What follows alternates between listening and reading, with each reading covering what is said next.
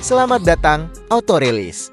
Dari balik awan yang memayungi gugusan Pulau Nusantara, muncul siluet tajam, membelah angkasa dengan raungan mesin jet yang perkasa.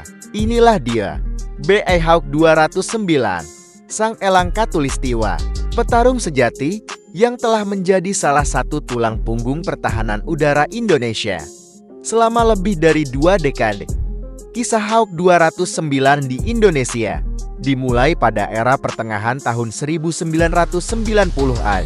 Pemerintah Indonesia melalui Tentara Nasional Indonesia Angkatan Udara TNI AU mengakuisisi sejumlah HAWK 109 varian 2 kursi untuk latihan dan HAWK 209 varian kursi tunggal yang berorientasi tempur. Pengiriman yang tuntas pada akhir dekade 90-an ini menjadikan Indonesia salah satu operator HAWK 200 seri X terbesar di Asia Tenggara.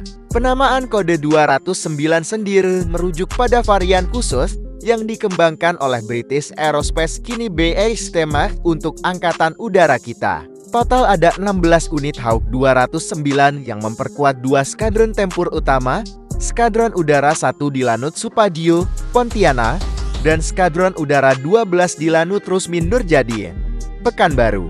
Mereka diberi tugas krusial mengemban misi superioritas udara dan serangan darat ringan. Pesawat ini adalah bukti nyata komitmen Indonesia dalam menjaga kedaulatan wilayah udara. Hawk 209 bukanlah sekadar jet latih yang dimodifikasi. Ia adalah platform tempur ringan yang dirancang ulang secara radikal dari basis Hawk T1. Perbedaan paling mencolok adalah konversi kokpit ganda menjadi kokpit tunggal. Ruang kokpit instruktur diubah menjadi ruang avionik, sebuah kompartemen besar yang kini menampung otak tempurnya. Disinilah letak kecerdasan tempur utama Hawk 209, radar multimode Northrop Grumman IPG-66H, radar canggih ini, yang juga digunakan pada beberapa varian F-16, memberi kemampuan pada single seater ini untuk melacak dan mengunci target udara maupun permukaan. Sebuah kemampuan yang vital dan jarang dimiliki oleh pesawat sekelasnya. Avionik modern yang berbasis komputer ini membuat Hawk 209 mampu beradaptasi dengan lingkungan tempur digital, bahkan mendukung pertukaran data taktis antar pesawat. Ditenagai oleh satu mesin Rolls-Royce turbofan Adour MK871 yang handal, Hawk 209 menghasilkan daya dorong sekitar 6.000 pound-force yang memungkinkannya mencapai kecepatan transonik hingga Mach 115 saat menukik. Kemampuan manuvernya yang lincah, terutama pada ketinggian rendah, diakui unggul. Meskipun tidak secepat jet tempur generasi keempat, kelincahan dan biaya operasionalnya yang relatif rendah menjadikannya kuda kerja yang efisien untuk menjaga wilayah perbatasan yang luas dengan radius tempur yang memadai. Bahkan, beberapa unit Hawk 209 TNI AU dilengkapi dengan probe pengisian bahan bakar di udara in-flight refueling untuk memperpanjang jangkauan patroli dan tempurnya, menjamin kehadiran udara yang berkelanjutan di zona kepentingan nasional. Fleksibilitas Hawk 209 terletak pada kemampuannya membawa berbagai macam persenjataan mematikan melalui 7 cantelan eksternal hardpoint, 1 di garis tengah badan pesawat, 4 di bawah sayap, dan 2 di ujung sayap. Untuk pertempuran jarak dekat, Hawk 209 membawa meriam internal ADIN 30 mm yang memiliki daya rusak luar biasa.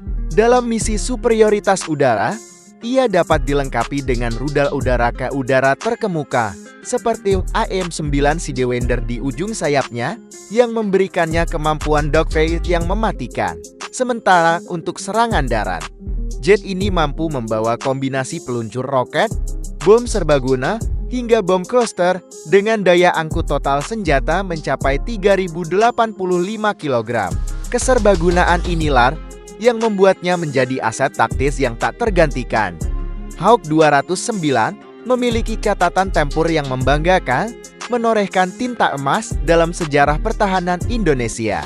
Pada tahun 1999, 2 unit Hawk TNI AU, termasuk varian 209, pernah terlibat insiden yang menegangkan dan berhasil mengunci jet tempur F-A-18 Hornet milik Angkatan Udara Australia, yang masuk tanpa izin di wilayah udara Nusa Tenggara Timur (NTT).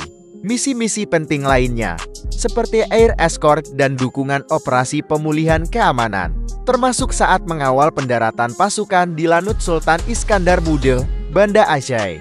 Pada masa konflik, juga menunjukkan peran krusialnya sebagai garis pertahanan terdepan di masa Genting. Ini membuktikan bahwa faktor pilot dan sistem avionik yang unggul dapat mengimbangi keterbatasan platform tempur.